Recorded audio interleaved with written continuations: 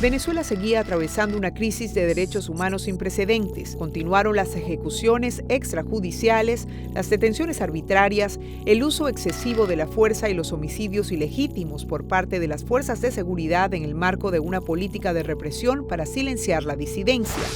La crisis política e institucional se agravó en los primeros meses del año, lo que dio lugar a un aumento en las tensiones entre el poder ejecutivo, en manos de Nicolás Maduro, y el poder legislativo liderado por Juan Guaidó. Las autoridades respondieron a la creciente protesta social con una amplia variedad de violaciones de derechos humanos y una intensificación de la política de represión. Se sometió a presos y presas de conciencia a procesos penales injustos. La libertad de reunión y de expresión siguió bajo amenaza constante. Los defensores y defensoras de los derechos humanos sufrían estigmatización y afrontaban cada vez más obstáculos para desempeñar su labor. Los sospechosos de responsabilidad penal por delitos de derecho internacional, algunos de los cuales podían constituir crímenes de lesa humanidad y violaciones de derechos humanos, gozaban de una impunidad casi absoluta, lo que daba lugar a una falta de confianza en el sistema judicial. Varias personas civiles estaban siendo juzgadas por tribunales militares. La injerencia en la independencia del Poder Judicial seguía siendo práctica habitual y el aislamiento respecto de los foros regionales de derechos humanos dejó a las víctimas de violaciones de derechos humanos con pocas vías para obtener justicia. Las autoridades se negaron a reconocer la verdadera magnitud de la emergencia humanitaria y el deterioro de las condiciones de vida. La población sufrió severas situaciones de escasez de alimentos, medicinas, suministros médicos, agua y electricidad. Al concluir 2019, la cifra total de personas que habían abandonado el país en busca de protección internacional había alcanzado los 4,8 millones. El informe de la Alta Comisionada para los Derechos Humanos y la supervisión del Consejo de Derechos Humanos constituyeron hitos para la adopción de una misión de determinación de hechos para investigar las ejecuciones extrajudiciales, desapariciones forzadas, detenciones arbitrarias y tortura y otros tratos crueles, inhumanos y degradantes ocurridos desde 2014, con miras a garantizar la plena rendición de cuentas de los perpetradores y justicia para las víctimas. La situación de los derechos económicos, sociales y culturales continuó empeorando dramáticamente y el 5 de agosto el gobierno de Estados Unidos impuso sanciones económicas a entidades gubernamentales. Ejecuciones extrajudiciales. Continuaron las ejecuciones extrajudiciales a manos de las fuerzas de seguridad, principalmente de la Policía Bolivariana, a través de sus fuerzas de acciones especiales. Entre el 21 y el 25 de enero, 11 hombres jóvenes fueron ejecutados extrajudicialmente. Los homicidios siguieron un patrón uniforme. Todas las víctimas eran hombres jóvenes críticos o considerados críticos con el gobierno, provenían de zonas de bajos ingresos y habían tenido una participación visible o difundida en las protestas. Las autoridades afirmaron que sus muertes habían tenido lugar en enfrentamientos con agentes de policía y que las víctimas se habían resistido a la autoridad. No obstante, había indicios de que se habían modificado las escenas de los crímenes. Puesto que las ejecuciones extrajudiciales parecían formar parte de un ataque sistemático contra la población civil, podían constituir crímenes de lesa humanidad. Un informe de la Oficina del Alto Comisionado de la ONU para los Derechos Humanos se refería a cifras oficiales que señalaban que entre enero y el 19 de mayo se habían registrado 1.569 homicidios por resistencia a la autoridad. Otras fuentes citaban cifras mayores. La OACNUD declaró que muchos de estos homicidios podían constituir ejecuciones extrajudiciales, un crimen de derecho internacional. Detenciones arbitrarias. Continuaron las detenciones arbitrarias en el marco de la política de represión implementada por el gobierno de Nicolás Maduro. Durante las protestas de enero, se detuvo a más de 900 personas en 5 días, 770 de ellas en un solo día. Estas detenciones podían constituir también crímenes de lesa humanidad, ya que parecían formar parte de un ataque generalizado contra las personas a las que se percibía como disidentes. Las personas detenidas arbitrariamente eran a menudo sometidas a malos tratos, tortura y violaciones del debido proceso. Hubo informes frecuentes de casos de desapariciones forzadas en los que las autoridades confirmaban que se había detenido a personas, pero los familiares y abogados no conseguían conocer su suerte o su paradero.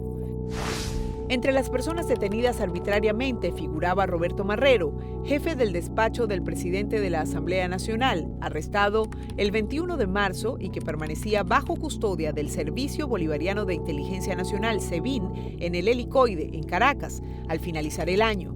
El diputado Gilbert Caro fue detenido arbitrariamente también por agentes del SEBIN el 26 de abril y permaneció recluido en régimen de incomunicación durante casi 2 meses antes de ser liberado el 17 de junio. No se explicó el motivo de su detención. Más adelante en el año, Caro volvió a ser detenido junto con el periodista Víctor Ugas y compareció ante el tribunal por presuntos cargos de terrorismo, aunque se desconocía la suerte y el paradero de los 2 hombres, ya que la policía negó varias veces que estuvieran bajo su custodia. El diputado Edgar Zambrano, vicepresidente de la Asamblea Nacional, fue detenido por agentes del SEBIN en mayo y permaneció recluido para su liberación en septiembre. Según la ONG Foro Penal Venezolano, hasta octubre se había detenido arbitrariamente a 2.182 personas. Esta ONG consideraba que 388 personas, 18 mujeres y 370 hombres, habían sido encarceladas por motivos políticos. Con frecuencia se hacía caso omiso de las órdenes judiciales de excarcelación. Tortura y otros malos tratos. El 21 de junio, el capitán retirado de la Marina, Rafael Acosta Arévalo, fue detenido por la Dirección General de Contrainteligencia Militar, aunque sus familiares y abogados no se les notificó su suerte ni su paradero. 8 días después de su desaparición, fue llevado ante un tribunal militar con señales claras de tortura. Murió horas después en un hospital militar. La Fiscalía abrió una investigación y 2 mandos militares fueron acusados y declarados culpables de homicidio preterintencional. No se presentó ningún cargo de tortura. El informe de la OACNUR señalaba que en la mayoría de los casos las personas detenidas eran sometidas a tortura con prácticas como la aplicación de descargas eléctricas, la asfixia con bolsas de plástico, simulacros de ahogamiento o violencia sexual, entre otras. Uso excesivo de la fuerza. La policía y el ejército continuaron haciendo uso de fuerza excesiva y en algunos casos intencionadamente letal contra manifestantes. En enero, al menos 24 personas murieron en actos violentos relacionados con las protestas. Al menos 21 personas murieron a manos de agentes de las fuerzas de seguridad pública y de civiles armados que actuaban con su aquiescencia. Dado el patrón sistemático y generalizado de dichos homicidios, estos podían constituir crímenes de lesa humanidad. Según el informe de la OACNUR, 66 personas murieron a consecuencia del uso excesivo de la fuerza por agentes de la policía y militares durante las manifestaciones celebradas entre enero y mayo. Eran habituales los informes de redadas ilegales y detenciones arbitrarias de manifestantes por parte de las fuerzas de seguridad. Impunidad. Según el informe de la OACNUR, era habitual que la Fiscalía no investigara las violaciones de derechos humanos ni enjuiciara a los sospechosos de responsabilidad penal y el defensor del pueblo no se pronunciaba sobre ellas. Con frecuencia, las autoridades disuadían a las víctimas de presentar denuncias formales y en los casos de ejecuciones extrajudiciales era habitual que la policía modificara la escena del crimen para garantizar la impunidad de sus acciones. Independencia judicial. Las autoridades continuaron interfiriendo en las decisiones judiciales. Era habitual el uso indebido del sistema de justicia para criminalizar a las personas a las que se le consideraba críticas con el gobierno. Algunos altos cargos gubernamentales estigmatizaban de forma habitual a activistas y a defensores y defensoras de derechos humanos. Hubo denuncias similares de falta de legitimidad relativas al Tribunal Supremo y a la Asamblea Nacional que exacerbaron la crisis institucional y la falta de confianza en la judicatura. Algunos civiles, como el líder sindical Rubén González, fueron sometidos a tribunales militares e investigados y condenados por cargos reservados a miembros del ejército. Escrutinio internacional. Venezuela siguió negándose a permitir la visita de la Comisión Interamericana de Derechos Humanos, CIDH, y negándose a cumplir con las sentencias de la Corte Interamericana de Derechos Humanos y demás obligaciones del sistema interamericano. Sin embargo, la Comisión Interamericana de Derechos Humanos dictó 23 medidas cautelares y continuó supervisando la situación mediante el establecimiento del Mecanismo Especial de Seguimiento para Venezuela, MESEVE. El Consejo de Derechos Humanos de la ONU designó a la OACNUD para que informara de la situación de los derechos humanos en Venezuela. El gobierno de Maduro invitó a la alta comisionada a visitar el país.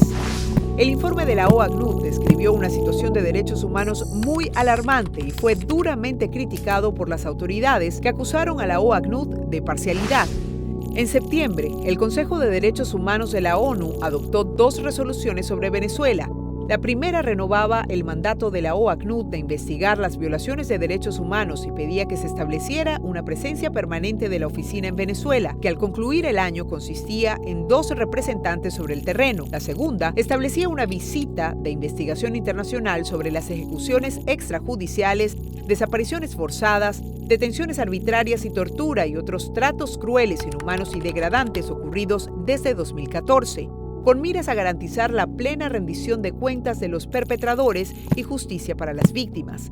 Estaba previsto que la visita de investigación publicara sus conclusiones en septiembre de 2020. Presos y presas de conciencia.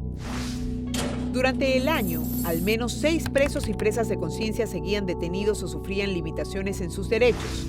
El periodista y defensor de los derechos digitales, Luis Carlos Díaz, quedó en libertad el 12 de marzo tras permanecer detenido arbitrariamente por el SEBIN durante 30 horas. Fue trasladado a un centro de detención clandestino en el que permaneció 8 horas y después fue llevado a su casa para presenciar un registro realizado por agentes del SEBIN que lo interrogaron y maltrataron. Su esposa también recibió amenazas de funcionarios.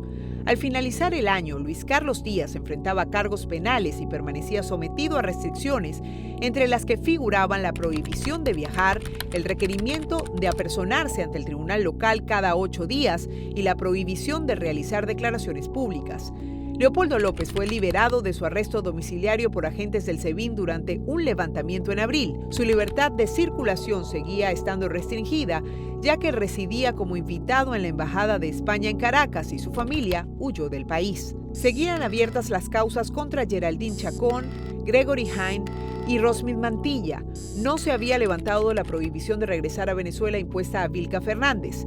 Al terminar el año, Maduro se refirió a Fernández como terrorista durante una retransmisión de televisión en Internet y pidió al gobierno peruano, ya que Fernández está viviendo en Perú, que lo detuviera. Libertad de reunión. Se empleaba fuerza excesiva de manera habitual para reprimir manifestaciones pacíficas. La ONG Observatorio Venezolano de Conflictividad Social registró 16.739 manifestaciones durante el año, la mayoría relacionadas con los derechos económicos, sociales, culturales y medioambientales, especialmente con la negociación colectiva, la alimentación, la salud, el agua y otros servicios públicos. Era habitual que grupos armados emplearan la violencia contra manifestantes pacíficos y dispersaran reuniones. Libertad de expresión. Varios medios de comunicación críticos con el gobierno, así como sitios web de organizaciones de derechos humanos, fueron objeto de censura y ciberataques. Algunas ONG denunciaron que habían sitios de noticias como El Pitazo y Efecto Cocuyo que habían sido bloqueados 975 veces entre enero y noviembre. La Organización Local de Derechos Humanos de Espacio Público registró 1.017 casos de violaciones del derecho a la libertad de expresión entre enero y noviembre. El Sindicato Nacional de Trabajadores de la Prensa, CNTP, registró 244 ataques contra la libertad de prensa entre enero y junio, ataques que incluían censura, hostigamiento, agresiones físicas contra trabajadores, detenciones arbitrarias y robo de equipos. En octubre, había 193 personas detenidas por publicar opiniones o denuncias en las redes sociales o la prensa. Entre ellas figuraba Pedro Jaimes, que había sido detenido arbitrariamente por agentes del SEBIN por compartir en su cuenta de Twitter información pública sobre la ruta del avión presidencial y que finalmente quedó en libertad con cargos el 17 de octubre tras 1 año y 5 meses de detención. Defensores y defensoras de los derechos humanos. Continuaron la criminalización, las amenazas y los ataques por parte de autoridades gubernamentales, en particular a través de canales de medios de comunicación de propiedad pública, contra organizaciones de derechos humanos que colaboraban con mecanismos internacionales de protección. En enero, Laura Gallo, responsable del Comité de Presos Políticos del partido de oposición Voluntad Popular y madre del defensor de los derechos humanos Gabriel Gallo, coordinador del Foro Penal en Yaracuy, fue detenida durante un breve periodo y puesta en libertad condicional. El portal gubernamental en Internet Misión Verdad continuó estigmatizando al defensor de los derechos humanos Marco Antonio Ponce, beneficiario de medidas cautelares dictadas en su favor por la Comisión Interamericana de Derechos Humanos desde 2015. Se atacó a organizaciones en el sitio web del programa de televisión Con el Mazo Dando, dirigido por Diosdado Cabello, presidente de la Asamblea Nacional Constituyente, y utilizado de manera habitual para atacar disidentes y criminalizar y estigmatizar a activistas y defensores y defensoras de los derechos humanos. Un tribunal militar condenó al líder sindical Rubén González a 5 años y 7 meses de prisión por cargos relacionados con una manifestación. Rubén González había sido detenido arbitrariamente en noviembre de 2018 tras criticar al gobierno de Nicolás Maduro. En septiembre, varias organizaciones humanitarias y de derechos humanos denunciaron nuevos obstáculos para obtener reconocimiento jurídico y operar libremente. El Ministerio del Poder Popular para las Relaciones Interiores, Justicia y Paz emitió instrucciones expresas de impedir su inscripción en el registro. El sobrecumplimiento de las sanciones impuestas por Estados Unidos a entidades gubernamentales afectó la capacidad de las ONG de emplear sus fondos libremente, lo que generó un obstáculo adicional para defender los derechos humanos en el país. Personas migrantes y refugiadas. En diciembre, el Alto Comisionado de las Naciones Unidas para los Refugiados calculó que la cifra de personas venezolanas que habían huido del país era de 4,8 millones en los últimos años, más el 14% de la población total. En torno a 3 millones habían huido a otros países de América Latina y el Caribe, principalmente Colombia, con 1,4 millones, Perú, con 860.000, Chile, 371.000, Ecuador, 330.000 y Argentina con 145.000. Con todo, era probable que dicha estimación se quedara corta, ya que la mayoría de los datos oficiales no incluían a las personas que residían en el extranjero sin estar registradas. Al menos 606.000 venezolanos y venezolanas habían solicitado asilo formalmente, la mayoría en Perú, Brasil y Estados Unidos. Algunos estados latinoamericanos establecieron mecanismos jurídicos para regularizar la situación de las personas que buscaban protección. Sin embargo, en la práctica, esos mecanismos eran inadecuados y creaban importantes obstáculos para la migración legal. Numerosos estados carecían de mecanismos efectivos para tratar las solicitudes de asilo y algunos, como Chile y Perú, limitaron el acceso de las personas venezolanas al procedimiento de asilo, lo que vulneraba el derecho de las personas a solicitar protección internacional. Emergencia humanitaria. Persistía la situación de emergencia humanitaria al tiempo que las medidas económicas adoptadas por las autoridades resultaban ineficaces. El gobierno continuó negándose a reconocer la gravedad de la crisis y a aceptar ayuda de agencias humanitarias. Aumentó el flujo de personas obligadas a viajar a países vecinos para acceder a los bienes más básicos. En agosto, Estados Unidos impuso sanciones a entidades gubernamentales de Venezuela. El sobrecumplimiento de dichas sanciones, tanto en Estados Unidos como en otros lugares, dio lugar a obstáculos a la hora de acceder a bienes en Venezuela, lo que exacerbó la escasez existente de bienes y servicios básicos. Según la Oficina de Coordinación de Asuntos Humanitarios de la ONU, 7 millones de personas precisaban ayuda humanitaria en Venezuela. Derechos sexuales y reproductivos. El acceso a todo tipo de métodos anticonceptivos era extremadamente limitado y en algunas ciudades no existía. Los embarazos de adolescentes habían aumentado en un 65% desde 2015, lo que afectaba al derecho a la educación de las niñas, según la OACNUD. La mortalidad materna seguía siendo motivo de preocupación y había informes de muertes ocasionadas por abortos en condiciones de riesgo. La falta de personal cualificado, la escasez de suministros médicos y la deficiente condición de los hospitales provocaron que muchas mujeres abandonaran el país para dar a luz. Derecho a la salud. La alarmante escasez de servicios de salud y medicamentos básicos, así como el éxodo de personal de salud, afectó negativamente la capacidad de la población de acceder a una atención médica adecuada. Los cortes de electricidad, cada vez más frecuentes y prolongados, causaron daños irreparables en infraestructuras y servicios de salud. Las ONG siguieron informando de la reaparición de enfermedades que habían estado bajo control o habían sido erradicadas, como el sarampión y la difteria. La encuesta nacional de hospitales concluyó que entre noviembre de 2018 y febrero de 2019, 1.557 personas habían fallecido a consecuencia de la falta de suministros en hospitales. Las personas que vivían con el VIH seguían haciendo hincapié en los peligros que afrontaban debido a la escasez y la intermitencia del suministro de antirretrovirales. Las ONG informaron que el 70% o más de las 300.000 personas que necesitaban tratamiento para el VIH estaban afectadas por dicha escasez. Resultaba imposible conocer en toda su magnitud los problemas para acceder a la salud, ya que las autoridades no publicaban datos al respecto de manera oportuna. Por ejemplo, las autoridades no habían publicado datos epidemiológicos desde 2017.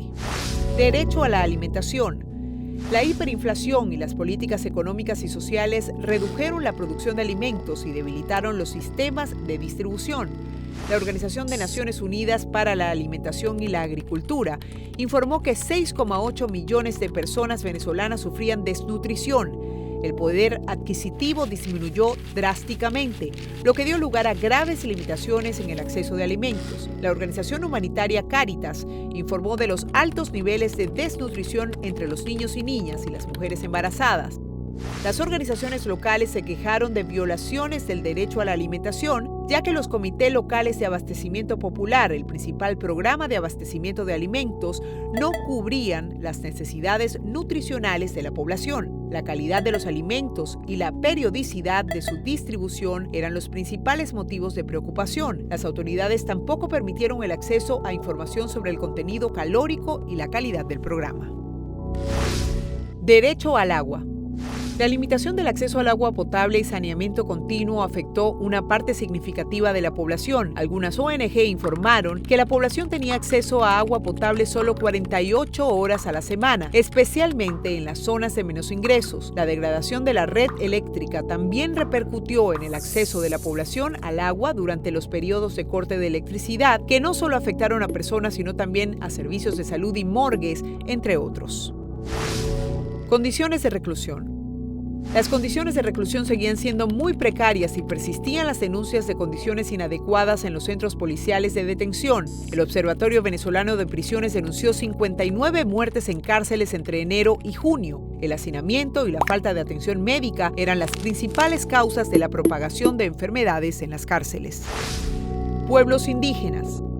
Los derechos de los pueblos indígenas no se respetaron ni garantizaron. El 23 de febrero, en la ciudad de Santa Elena, en la frontera entre Venezuela y Brasil, la Guardia Nacional Bolivariana hizo uso excesivo de la fuerza contra indígenas que se dirigían a la frontera para recibir ayuda humanitaria. La OACNUD confirmó que 7 personas murieron y 26 resultaron heridas por disparos de fuerzas militares. Debido a la ausencia de suministros médicos, las personas heridas fueron llevadas a un hospital brasileño. Al terminar el año, no se había iniciado ninguna investigación independiente e imparcial sobre el incidente. Según informes, había alrededor de 900 personas pertenecientes al pueblo indígena Pemón desplazadas a la fuerza en Brasil. Habían huido de la violencia.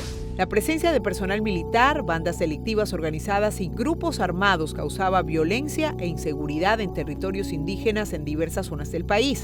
Persistían las denuncias de minería ilegal. Las comunidades indígenas siguieron condenando el impacto de la extracción de minerales en sus comunidades y en el medio ambiente.